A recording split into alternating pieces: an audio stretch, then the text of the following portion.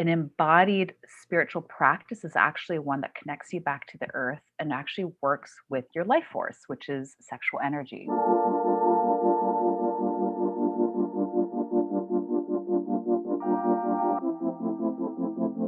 Welcome to Openly Spoken, the podcast to help you show up, speak out, and be seen.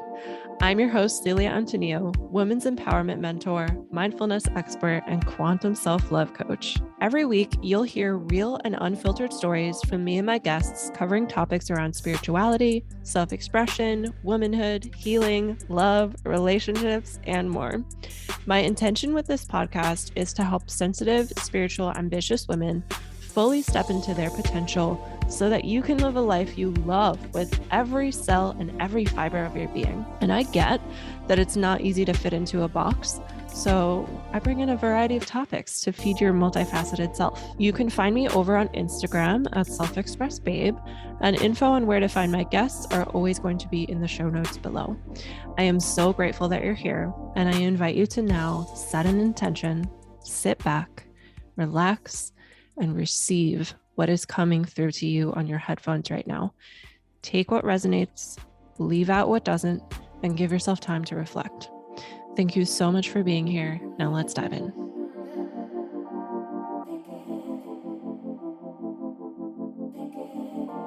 Hello. Welcome to another episode of Openly Spoken. I'm so grateful that you're here listening. If this is our first time meeting, hello. My name is Celia, and I'm so excited to bring you this week's guest, Phoenix Amara. Phoenix is an internationally recognized performance ceremonialist, divine feminine guide, and founder of the Temple Arts Alchemy. For almost a decade, she's facilitated hundreds of somatic sensual ceremonies for clients, as well as mentoring thousands through her online and in-person trainings, retreats, and events. Her work can best be described as a fusion of soul, sex, and art. And in this conversation, we are going to be talking about finding your authentic expression through soul, sex, and art. And a little bit more about Phoenix. She has a very interesting background. She started a different business back in 2016 and 17. She was the founder of Awakened Women Convergence, where she organized international retreats and conferences in destinations like Bali and Arizona. She performed and spoke on dozens of stages all across North America. And now she's doing something kind of the same, but like different. It's not the exact same business, but it's a different chapter of her life. And she also has a book out. It's called Ascension of Gaia. And what it documents, such an interesting topic. It talks about the quantum erotic evolution of our planet's consciousness and humanity's genetic legacy.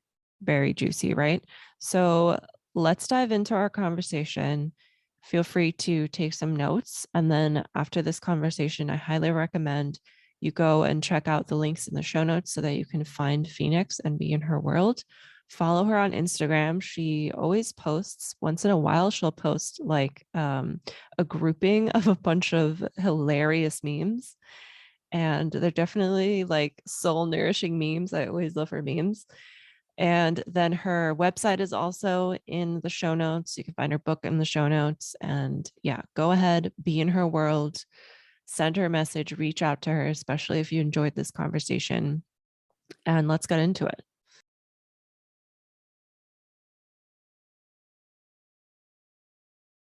Before we dive into today's episode, I want to offer a gift to you.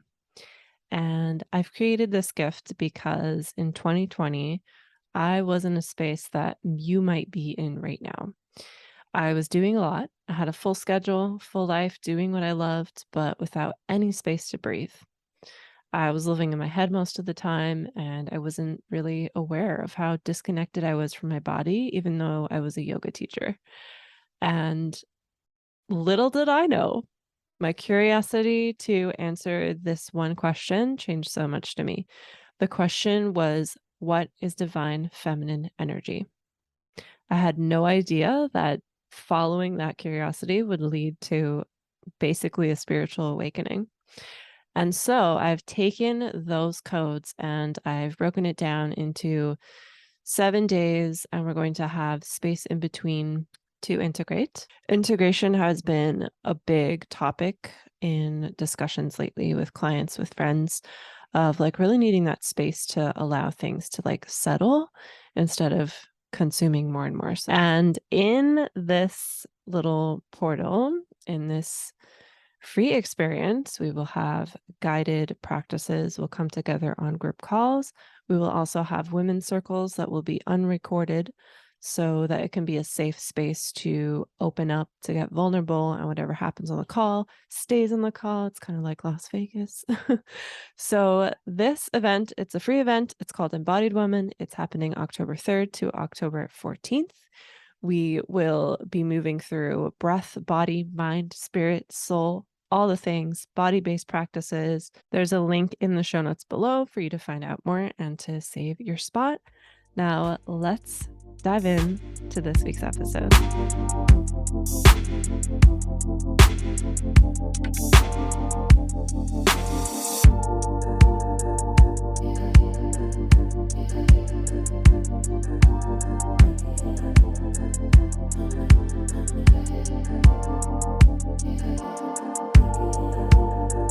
Thank you for taking time to be with me here, Phoenix, for the Openly Spoken podcast today.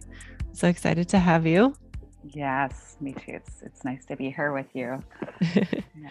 So I know I have a little recorded intro about you, but let's introduce yourself in your own words by telling us what you do and anything that's really resonant with you right now. Yeah, trying to encapsulate who someone is and what they do, especially in this world now, being so multidimensional, it can be difficult. But how I would describe myself and what I do is essentially I'm a multidimensional muse. So I work with people in the realms of soul, sex, and art and support them in really expressing who they are through these 3 different realms, through tantric rituals, through rites of passage work, and working with archetypal embodiment to really explore different facets of one's being. I love that. And you have a book that came out at the end of 2020, right? Ascension of Gaia. Yeah, the Ascension of Gaia. I did release it on Amazon, but the print version's coming out in the next month. Okay, cool. I was wondering because I found that on Amazon and it said like to buy it on Kindle. I'm like, how do I get the actual book? Yeah, so I did release it, and and now I have a revised version that's coming out, so it'll be revised on Amazon as well. But yeah, it's been almost 3 years that I've been really delving into this book. So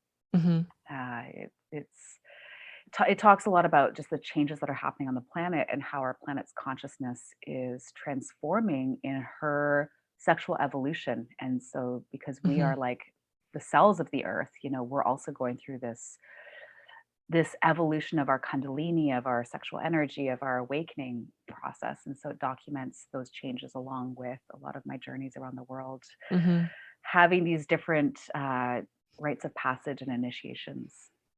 I love that. It sounds like it's going to be a good book.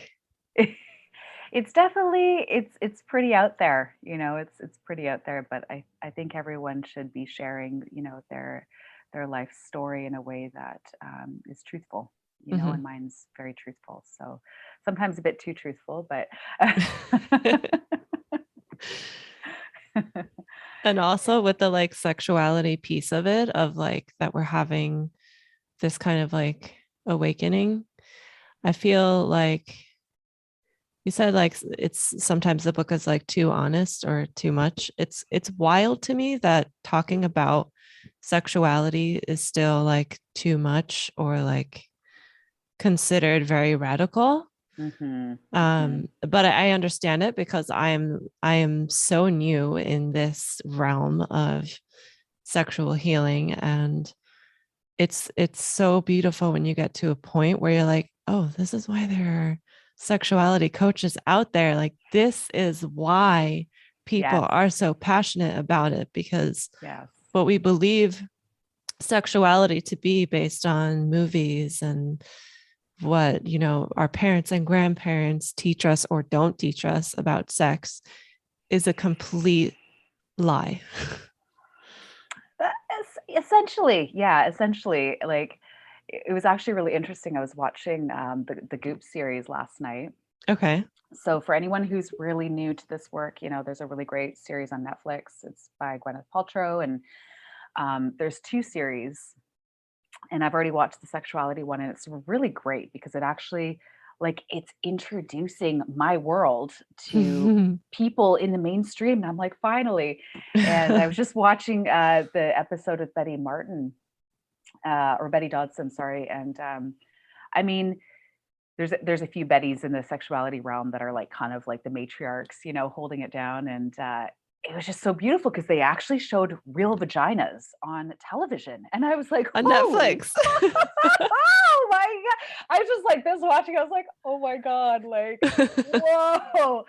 And so, it's so funny that here we are in 2022, and people are just starting to really wake up to, like, what is healthy sexuality? What is, and at the same time too, there's a lot of conversations, that are very edgy and controversial around, should we be teaching our children about, um, you know, different like non-binary labels and stuff in schools. And so there's this, Mm, there's a lot of conversation and opening happening around sexuality, and we're finding our edges, we're finding our footing in it. And so, um, that's why I just really love this work, because it's like sexuality is one of the last places that we hold shame, right? mm, Actually, money and sex yeah. together. Oh yeah. Makes sense.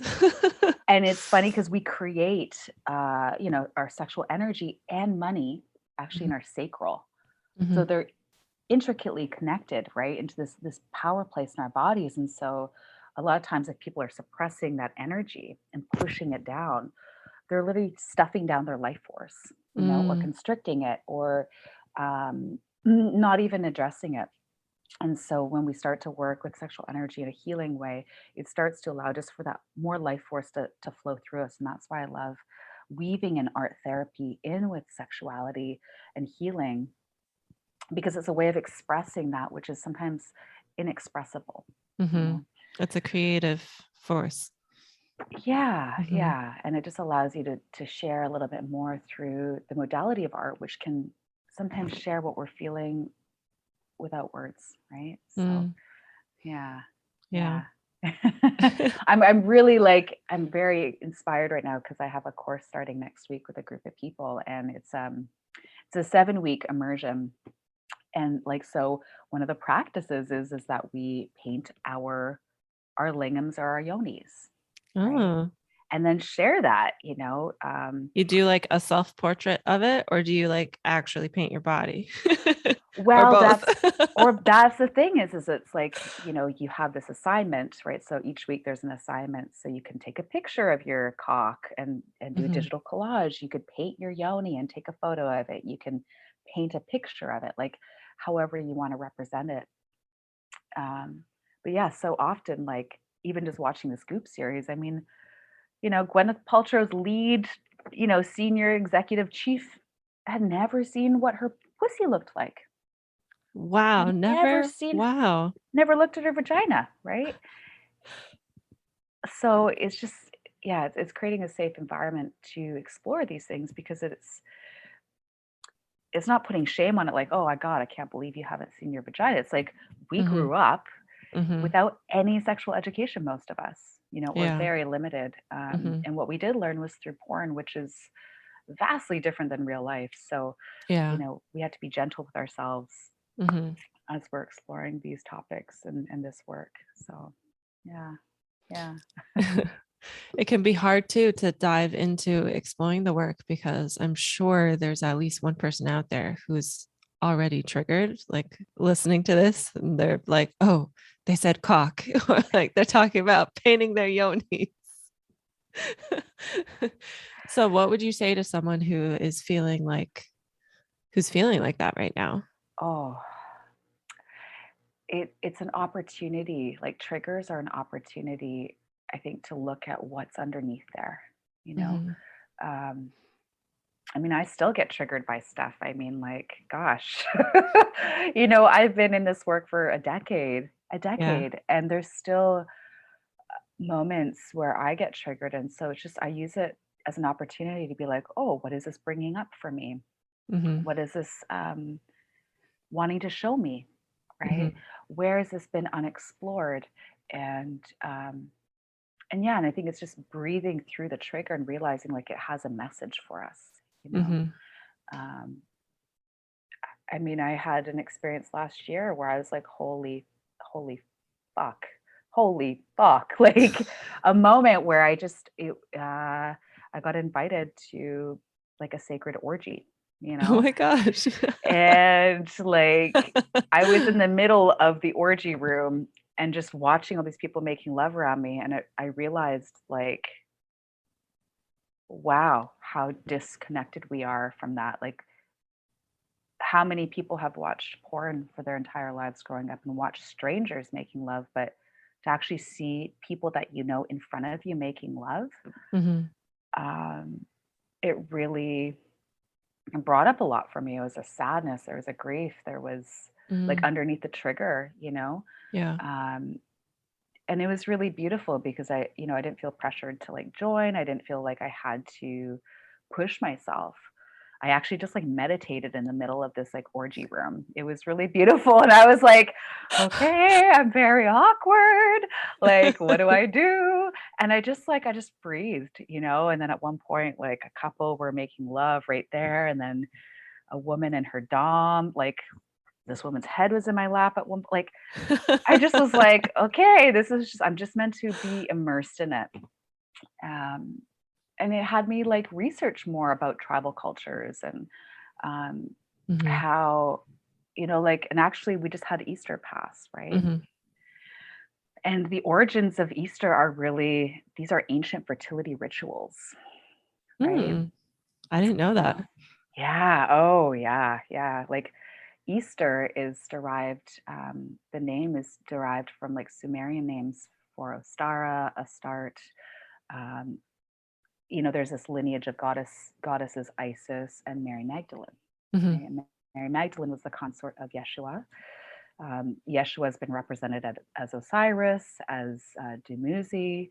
Like in each major culture, they had the sun god, right? Mhm. Um, and it's very fascinating that when we look at the ritual of Easter eggs, right? They're about fertility. They're about fertility coming alive. And so in the ancient traditions, they would actually have sacred orgies in communities to help bring about the harvest, Uh-huh. in their community, right? Because you didn't have a grocery store like, to go to. They had to really, place a lot of prayer and effort on their crops Mhm. coming to fruition. So they would Mhm. have these beautiful rites of ceremonies where they would copulate together, or in some cultures, like they would have what they call a day at a time, where if you're married for that one day, you can be with Farmer John, who lives across the street from you, and it's like it's forgiven. Like very Yeah. fascinating, once Uh-huh. we start to research where a lot of these traditions come from. So Mhm.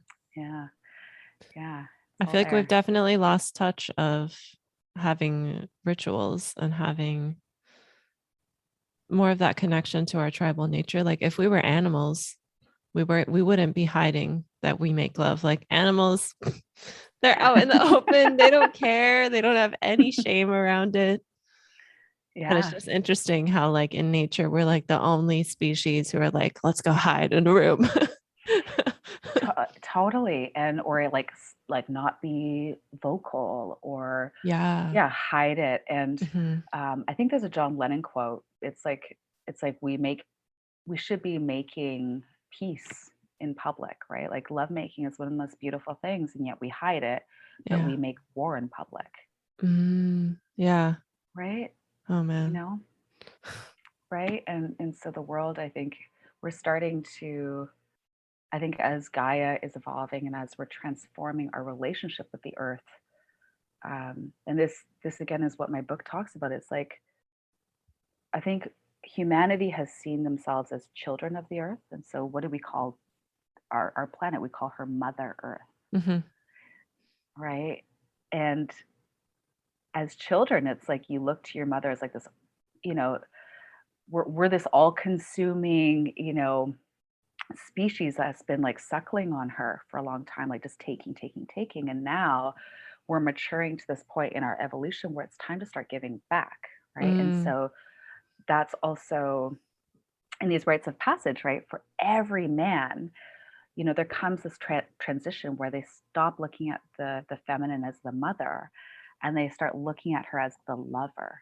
Mm. So lover earth versus mother earth, and that means giving back to her. This is like the resurgence of the Mm. erotic mother, right? And being a mom myself, like, it was such a weird transition to think of myself now as holding this polarity of Mm-hmm. being this erotic being, but also being this like nurturing, caring for somebody else energy, Mm-hmm.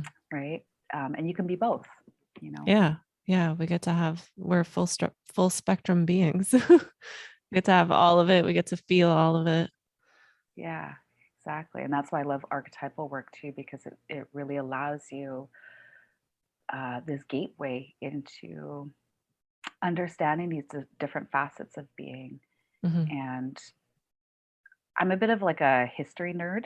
Like I'm a deep history nerd actually. So like I geek out on like Sumerian mythology and like some of the most ancient mythologies that you can kind of come across. And Ooh. and what I've seen is that there was this point where we used to have this pantheon, right? In many of these older cultures, a pantheon of gods and goddesses. And they were these different archetypes, right? So you had the god of war, you had the goddess of love, you had in the Greek mythologies, you had the goddess of the hearth, you had the goddess of childbearing, you had all these different archetypal energies that just represented parts of ourselves. Mm-hmm.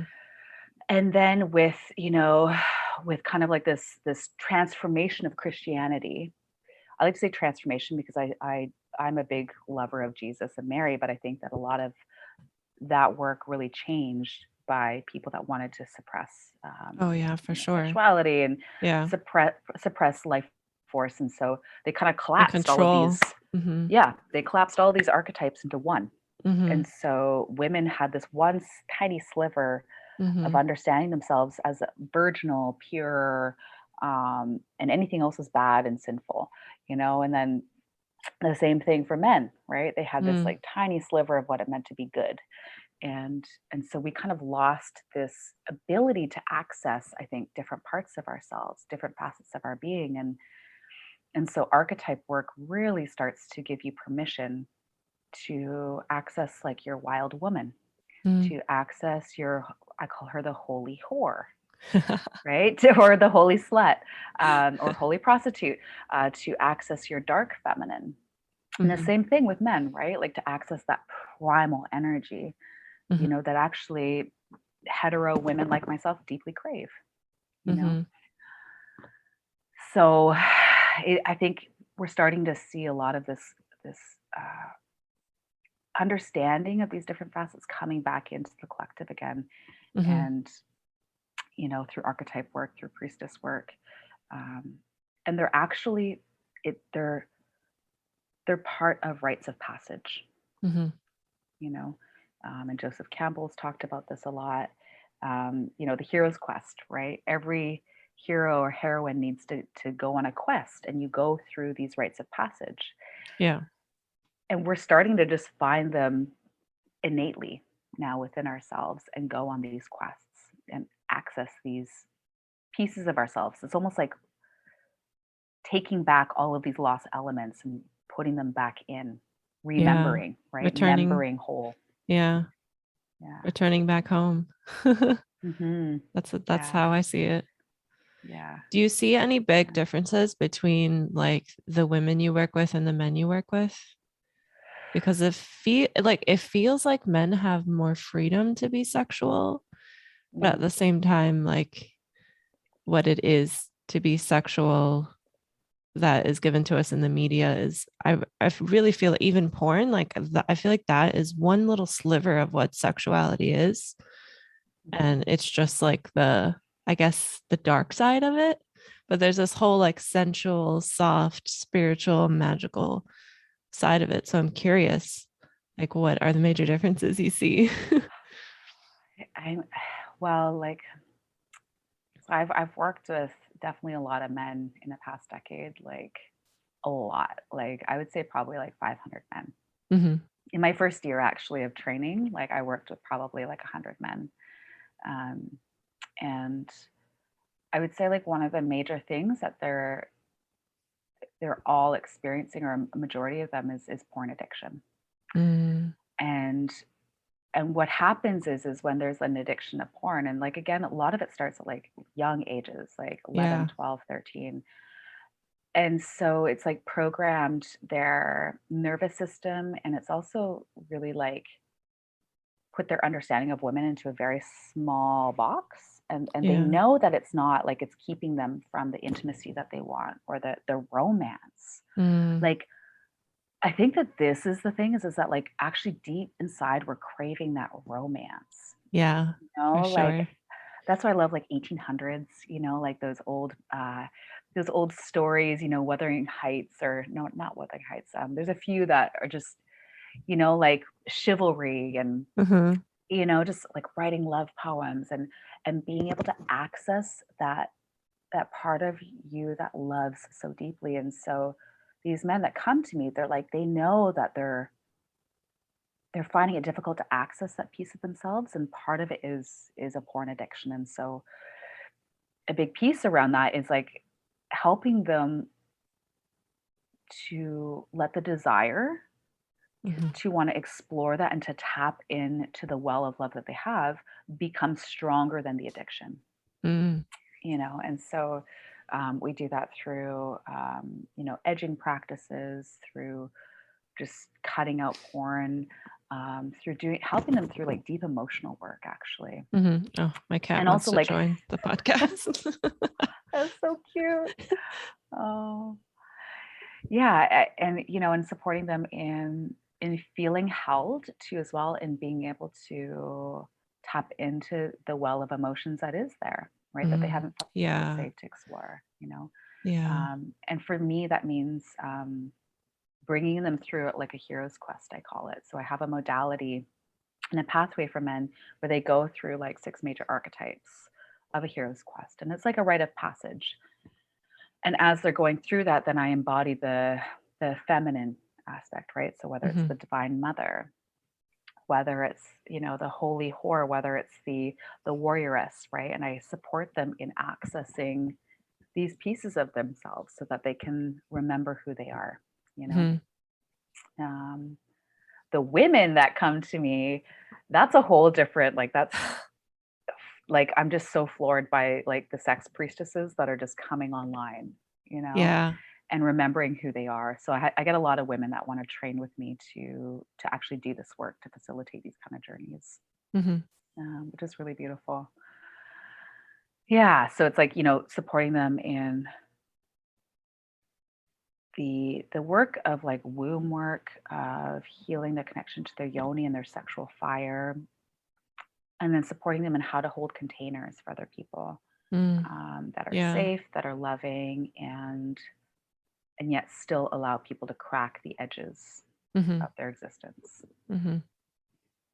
I'm sure there's probably a big piece of like feeling safe in their feminine because the world is so dominated by masculine energy, and we kind of like put ourselves, the ones of us who like work in corporate or have had 9 to 5 jobs in the past, like we put ourselves in this kind of like little sliver of how we're supposed to be to be successful. So then we like ignore our cyclical bodies and ignore Mhm. nature, and then we're like, that was at least my experience, where I was really good at the masculine side of like getting things done, planning, making to-do lists and all that stuff. But I was just so disconnected from my body. I Mm. couldn't even like put to words how I was feeling sometimes. Like I was so numb, and diving into the work, it really does bring you back home to who you are. It's so beautiful. So beautiful. I'm curious to know how you got into working with people with sexuality, because I'm sure that's not how you started. You've also shared with me how you did, was it like more of like, what is the word for it? The words are escaping me. But since childhood, you've like facilitated and like mentored people on being more spiritually connected, and you've always been kind of like a witch, I'm gonna call it. Yeah. Yeah. I mean, I grew up actually with, being very close to my grandparents, Okay. and my grandmother was a witch. So she's kind of like a prominent witch in our town.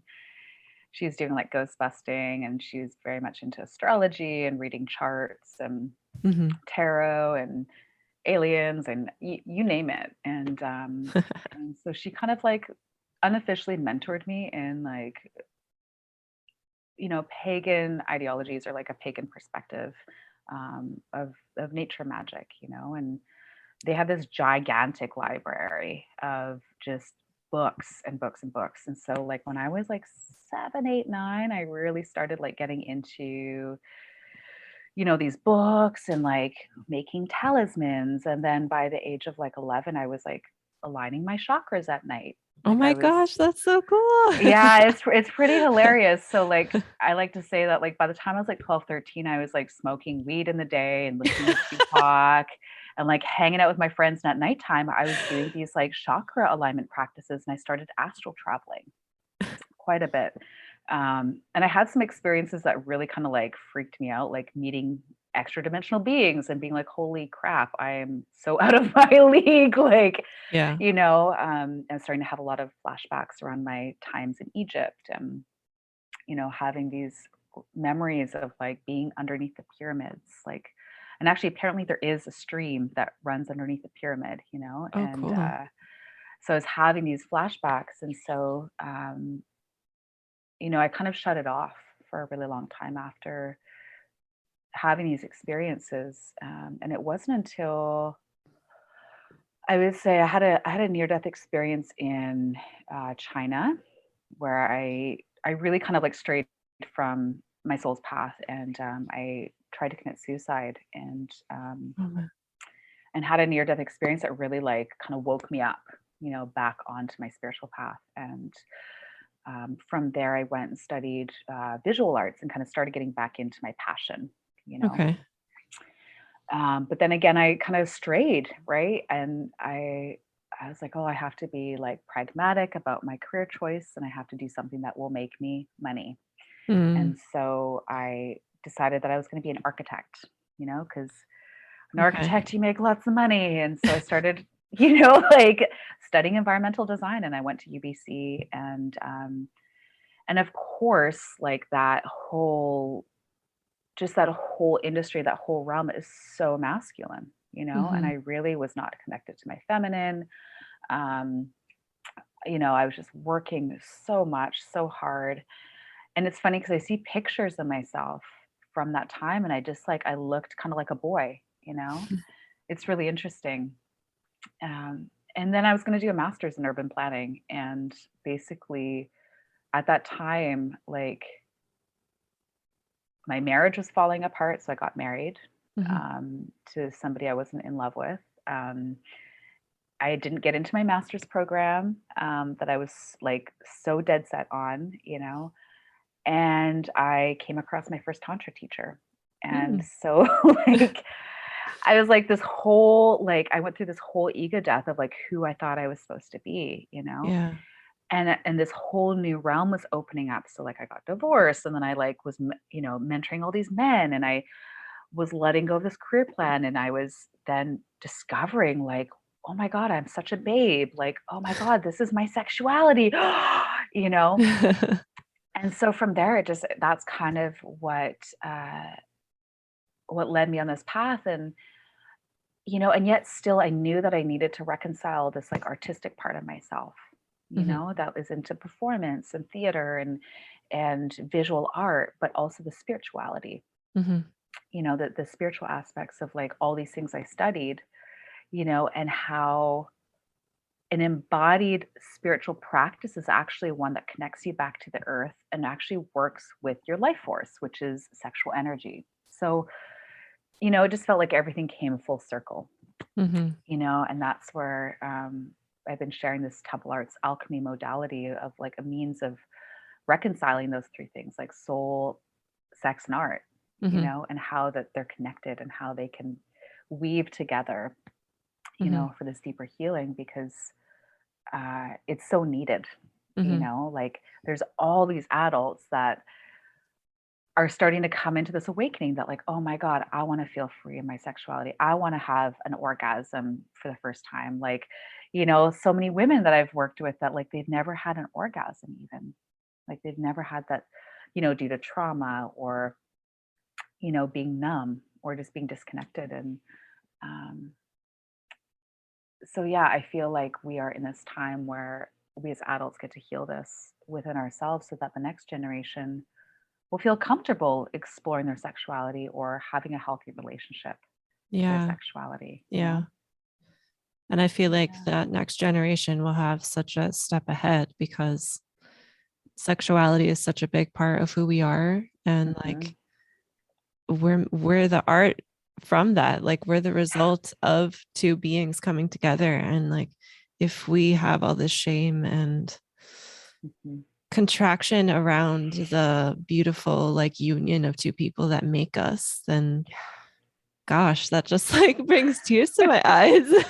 I know. It's just funny, like you're saying that, and I'm being reminded of my daughter. She's 6, and she asked me recently how babies are made, and I told her in a very simple term about the daddy seeds and how they have to go into the nests inside a woman's stomach, and like just trying to make it like understandable for her, and she's 6, so she doesn't need to like know conclusively, but I have been really exploring like how do I make sure that she feels safe in her body. So like, I mean, we practice like consent from a very young age. So, it's funny because as I watch it, right, like there'll come a time where, I'll see something happen, right? For example, like a friend, "Oh, I'm gonna tickle you," and she'll be like, "You didn't ask for consent." And I'm That's like, "Oh, I did awesome. so good," or like, a relative will be like, "Come, give me a hug," and she'll be like, "No, I don't want to." Yeah, And she's so comfortable in herself. So like, that's amazing. I'm setting her up for being, understanding the yeses and nos in her body, Yeah. right? What was it, a couple weeks ago? She was kind of like, "Mom, there's something funny down in my yoni," and I started teaching her these words, Yeah. and so I was like, "Well, why don't we get a mirror and you can see what's going on down there?" And so Uh-huh. I literally got her a mirror so she could look at her vagina. Uh-huh. Very simple, Yeah. but just teaching her that there's nothing shameful about her Yeah. body and that instead maybe just approaching it from a curious lens, and these small steps are something that can just totally shift the trajectory that, in the relationship that someone will have with their body and then their sexuality later, Yeah. Yeah. just these small things, are huge. I love that. I think you're doing the world a big service. Oh, thank you. Seriously, because like women and even men and non-binary people who like have that deep connection with their body, the way they relate to others and the way they make others feel, like when they leave a room, the people behind them that they've just interacted with just feel better. They Yeah. like they go off to spread love in this world. So Yeah. yeah. Yeah. Yeah, the more confident we feel in ourselves and our yeses and our nos and our desires, and just I think the more relaxed we are in our being, it just Yeah. naturally affects those around us. And Mm-hmm. I'm always still learning, so I'm always every year I'm like, okay, what training can I take to deepen my own work? And because again, there's so much to explore and discover, Yeah. Yeah. and it's fascinating. It's really Mm-hmm. fascinating how much there is to really work with and reconcile and explore, you Mm-hmm. know. And if Yeah. you're open, like one thing can kind of like seamlessly lead to the next, where like even for me, like I could be in a master class and the teacher will mention another coach that they've worked with, or like mention something where I'm like, what is that? I've never heard of that. Let me Hmm. Google that. Hmm. So like if you're open to it, like the journey of even just like self-development in general Yeah. can just like open so many doors endlessly.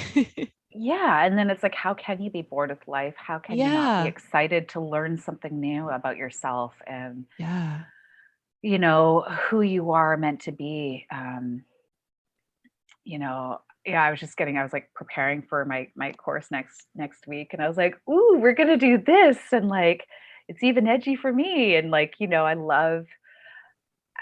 love also putting myself out there as well, and like really finding those edges that is like, "Ooh, that's edgy, cool," like, Yeah. and being excited about it. Whereas before, I think it used to freak me out, like, and so Mm-hmm. I approach it with curiosity, like, Mm-hmm. and this is where then we start to really see what's there to be discovered, you Oh, know? so true. Yeah. Yeah.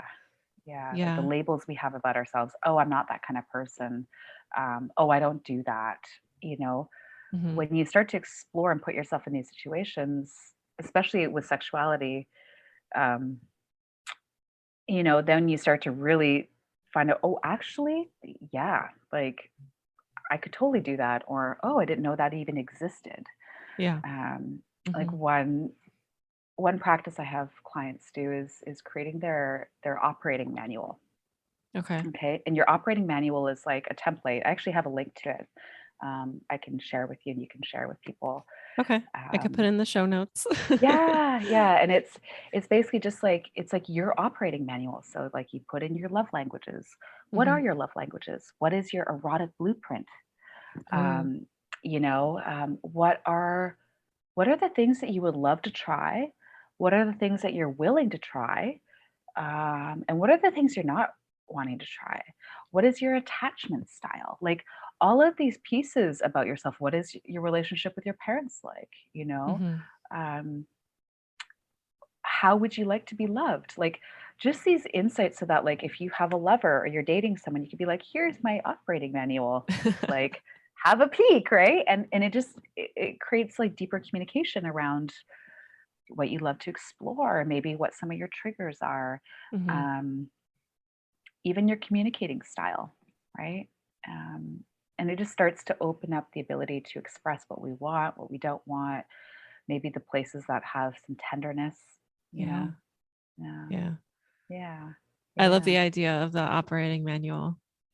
Just like it sounds like a good conversation starter between um a couple, or Oh, even like friends. Like I feel like sometimes not sometimes, all the time, I feel like love languages are also relevant in friendships, and of course triggers and attachment styles, and just being I think it all comes down to like self-awareness, yeah, being aware of like what you're going through, what you're still working on, or like it's not you, it's me. Like when you do this, this is what it reminds me of, this thing my yeah, mom told me, or like whatever it is, like just that awareness.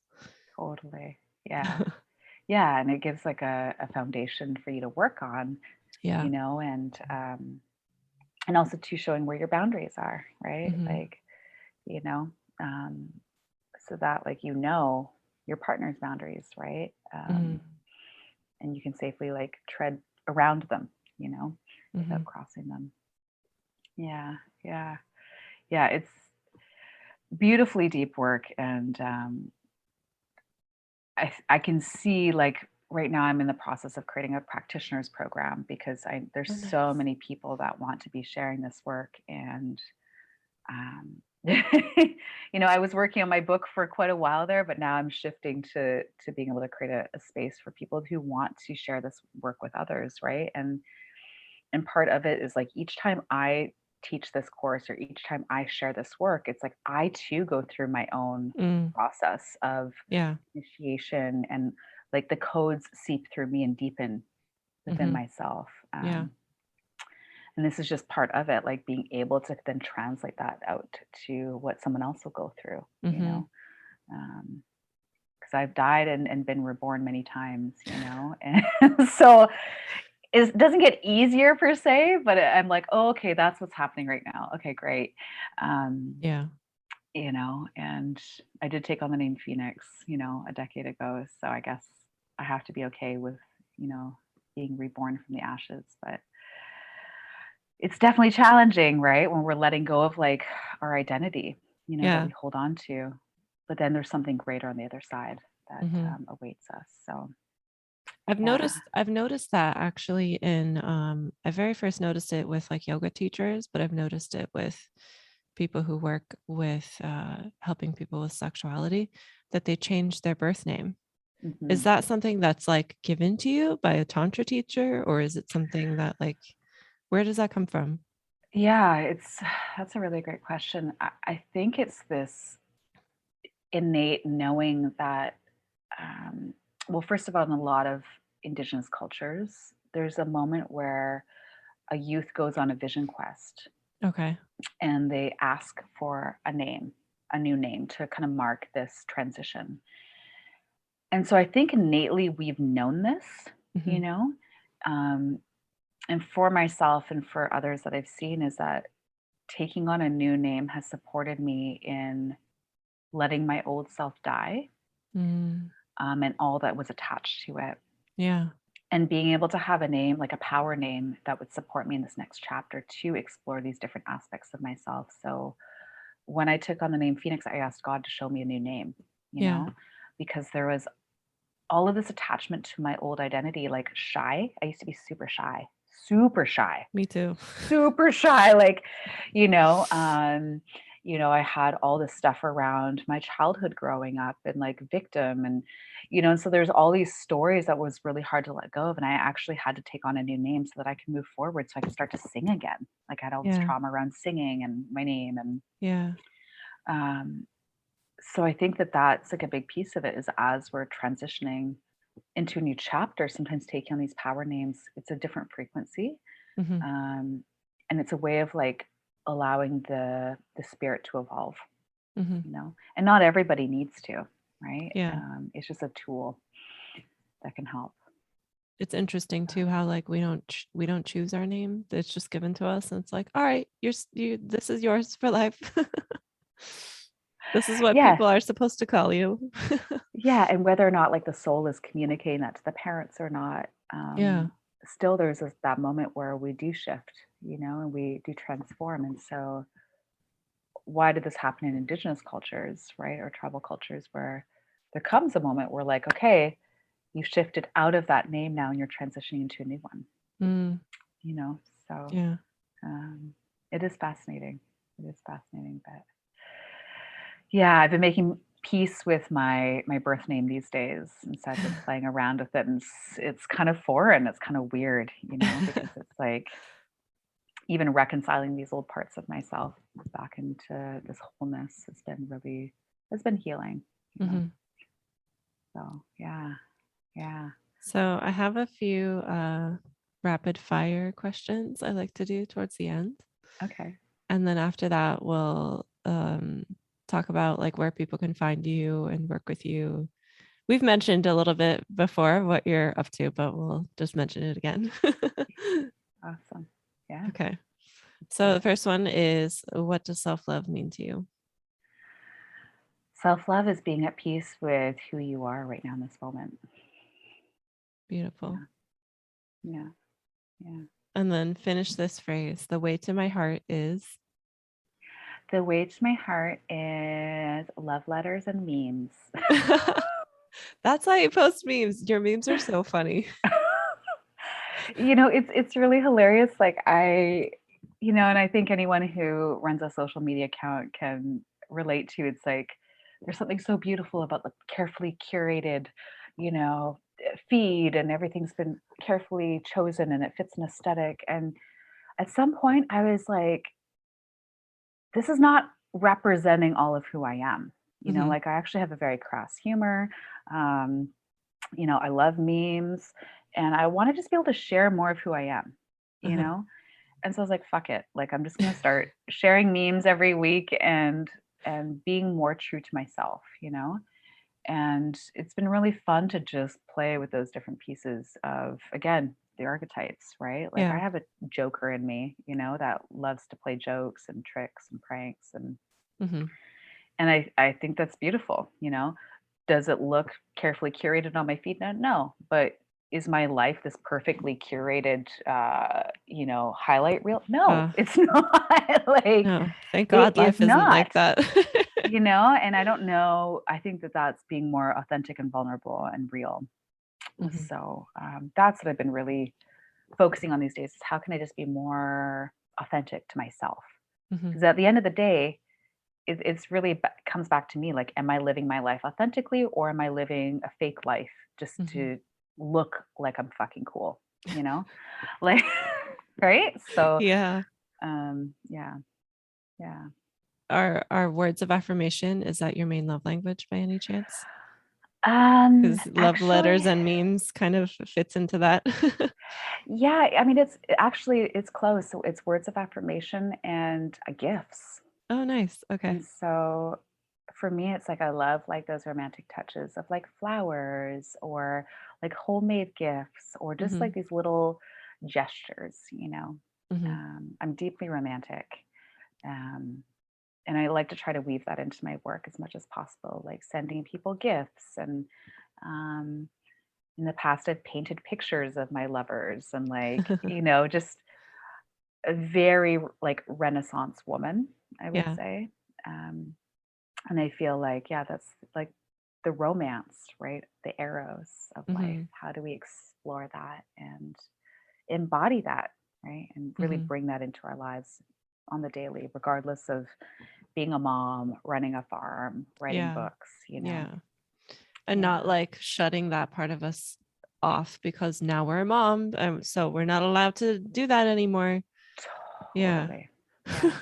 Yeah. Like I'm wearing lingerie, like this beautiful, like negligee. And Yeah. you know, and it's just like, why not, right? Life is to be Yeah. lived and embraced and enjoyed.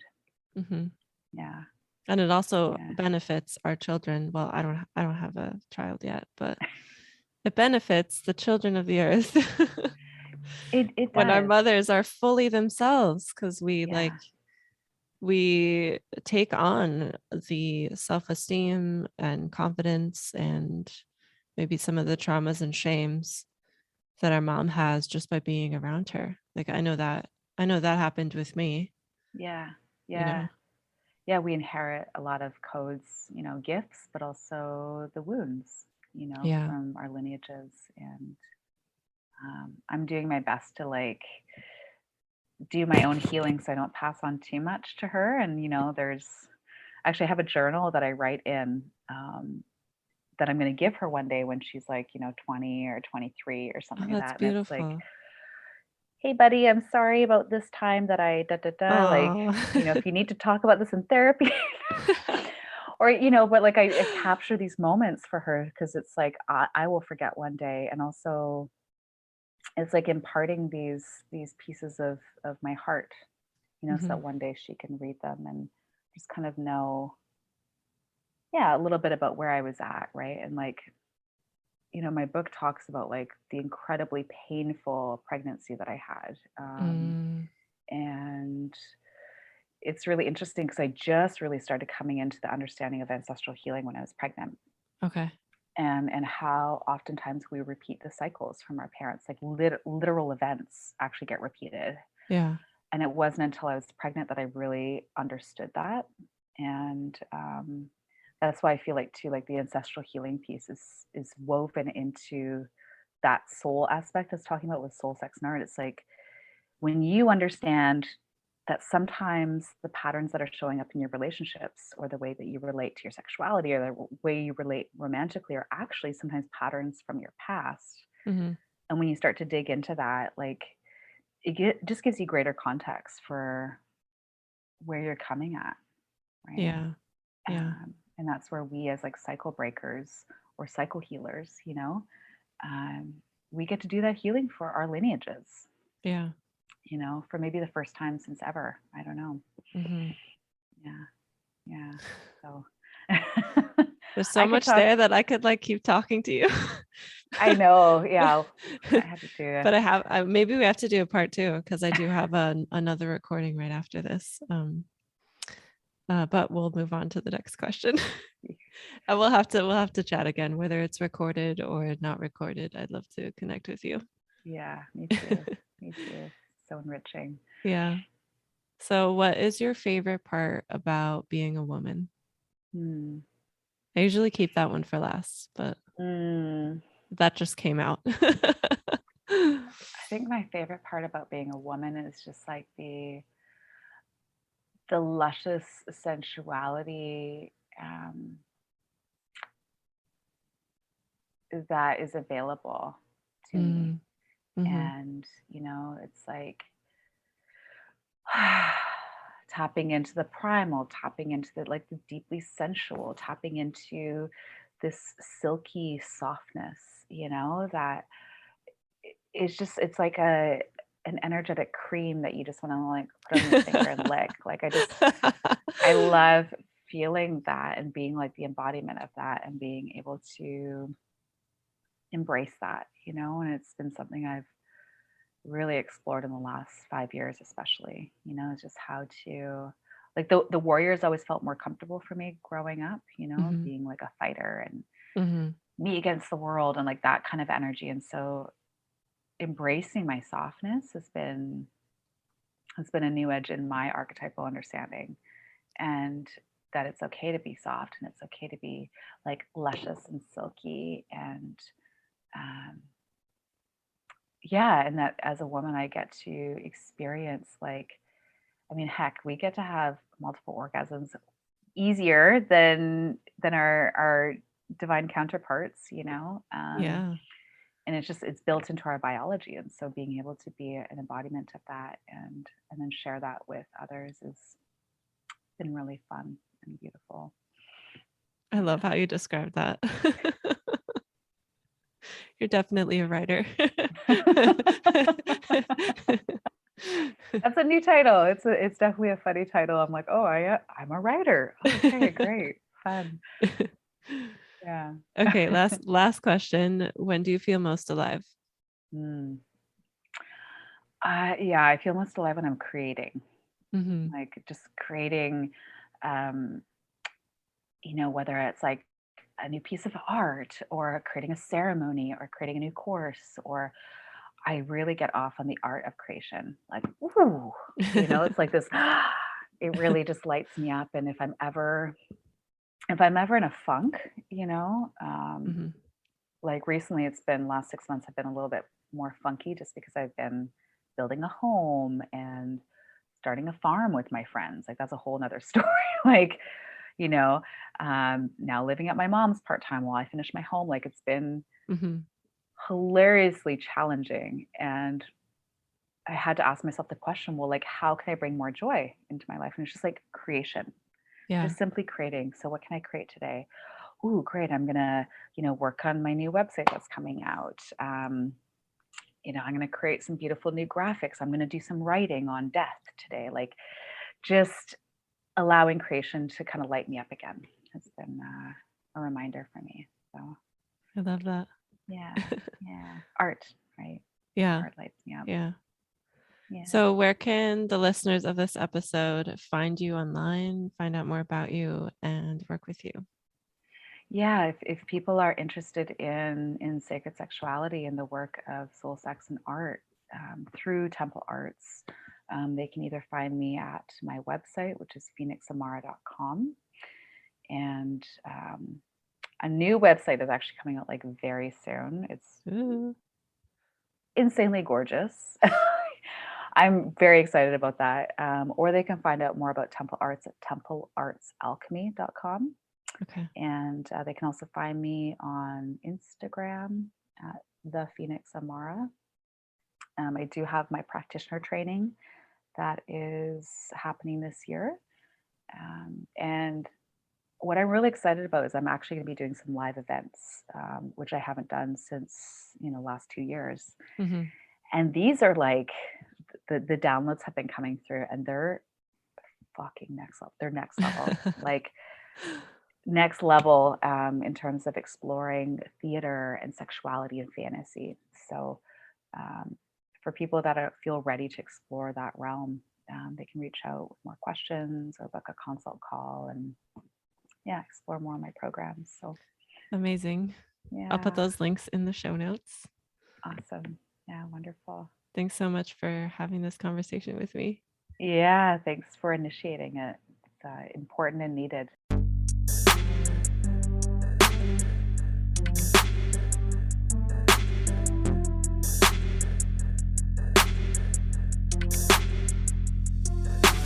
Thank you for tuning in to this episode of Openly Spoken. I know that there's an abundance of content online, so I really appreciate you giving me your ears today. If this episode shifted something for you, please share this with a friend and/or write us a podcast review if you're listening to this on iTunes so that more people can find this. If anything shifted for you from this episode that you want to have a conversation about, I would love to hear from you. Just send me a DM over on Instagram at selfexpressbabe, and that is in the show notes. Thanks again for tuning in, and I'll see you next time.